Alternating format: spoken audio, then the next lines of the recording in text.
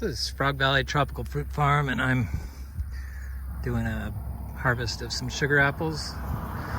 So I only like the big sugar apples, so they have to be like a pound or more, unless they're ripened on the tree, and then they're very good. So I kind of chop and drop all the fruit that's small. I see a lot of people selling it, but first time I tried sugar apple, it was from inferior fruit, and it made me want to chop down all my sugar apple trees. It's way too good of a fruit to get that experience. And I mean, it's a good fruit.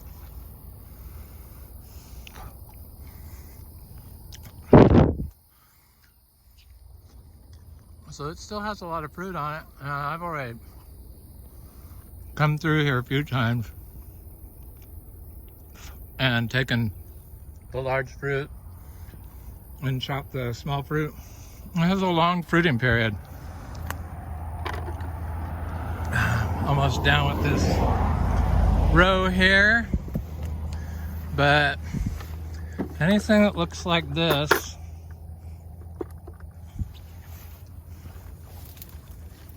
with the black spots. The black spots don't grow on our seed grown trees that I grew from the fruit of these trees, the large fruit. I just prune them off, you know. They're just, sure, I can make money on them, but I'm not going to ruin somebody's experience with sugar apple just to make $1, and that's what it would be. I don't need to do that.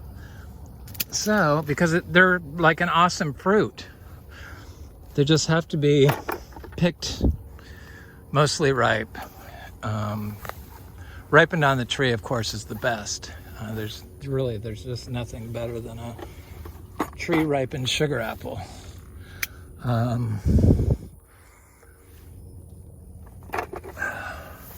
We have a lot of them. I'm gonna grow some more. I'm gonna grow the red ones.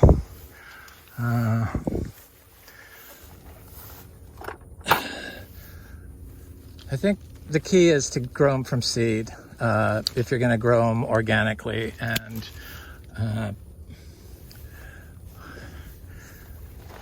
that way you don't have any of the disease issues you have with the, it looks like a big fruit, but oh well.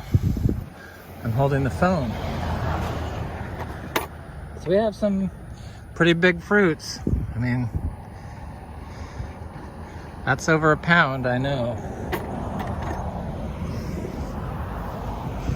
But I think next year what I should do is thin the fruit.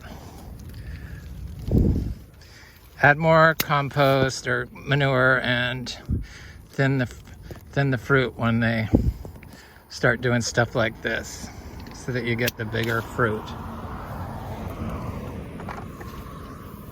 It's a learning experience for me. I'm getting around to figuring it out, but it takes time. Thankfully, they just forgive you and fruit next year so you can learn again, or learn more. And that's what I like to do. So I think the black fungal spots on the fruit will be good to have the biology consume and the nutrients go back in the area where the tree is from. It probably would help. I've also gotten some oak bark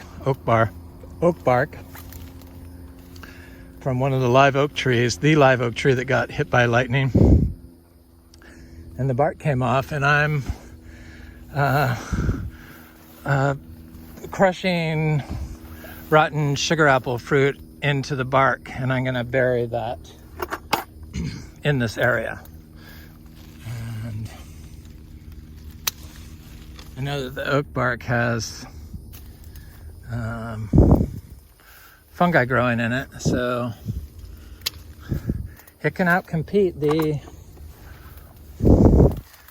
black spots there, anthracnose, I'm sure, which we get on these nursery grown trees, because if they don't get the biology at birth, then they're not going to have the biology. So you have to introduce the biology to combat the fungal disease.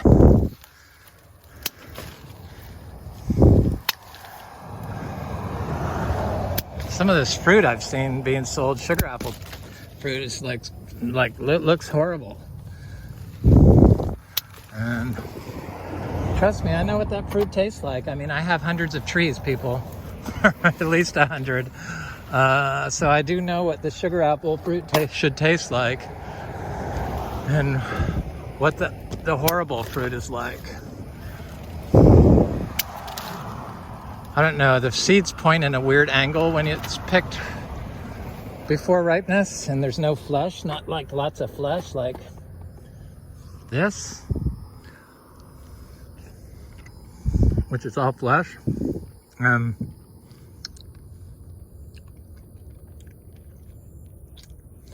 Just 4 seeds.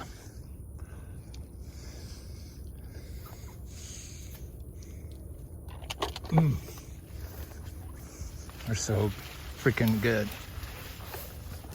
Sugar apples are definitely one of my favorite fruits. I think I have a tie of a bunch of fruits though.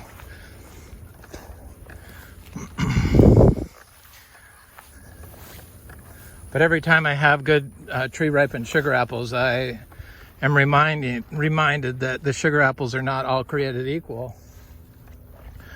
And that's kind of why we haven't gotten to the point of selling the fruit. But I'm sure once I get the seed grown trees in production and thin the fruit, that we'll have sugar apples to sell, because they are worth buying when they're good.